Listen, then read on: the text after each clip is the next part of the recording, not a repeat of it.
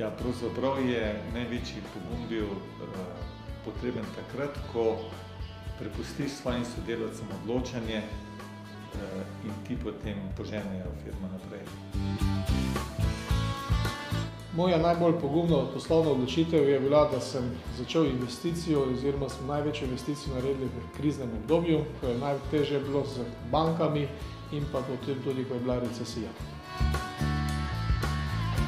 Po uspešnem startu ustanovitve firme Motoma Robotech leta 90, ki je bila namenjena za trženje robotskih celic na slovenskem in takratnem jugoslovanskem trgu, so mi japonski lastniki leta 1996 ponudili izziv postavitve proizvodnje robotskih celic za celotno Evropo. Sprejetje tega izziva in realizacija se danes zrcali v uspešnem Evropskem robotskem centru v Ribnici Yaskawa Ristro. Ena najpomembnejših pogumnih odločitev, ki smo jo sprejeli v Metalu Ravne, sega v leto 2007, ko so na trgu vladale zelo dobre razmere in je bilo denarja dovolj. Številna podjetja so se takrat odločala za investicije v širitev obstoječih proizvodnih kapacitet. Mi pa smo se odločili za razvoj novih izdelkov. In ko so potem prišli težji časi in se je situacija poslabšala na trgu, smo dejansko lažje prebrodili težko obdobje in danes je Metal Ravne eno izmed najuspešnejših podjetij svoje branže. Ja, mojih poslovnih odločitev v teh zadnjih 20 letih svojega privatnega dela je bilo kar veliko, ampak izpostavil bom eno, tisto prvo, tisto, ki mi je posebej ostalo v spominu, to je podpis moje prve pogodbe na ključ.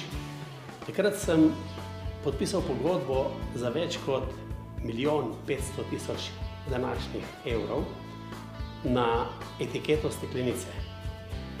In seveda v žepu sem imel nekaj drobiža. In dejstvo je, da po 6 mesecih, ko sem projekt zaključil, sem ostal čisti zmagovalec, pa zmagovalec je bil tudi moj naročnik.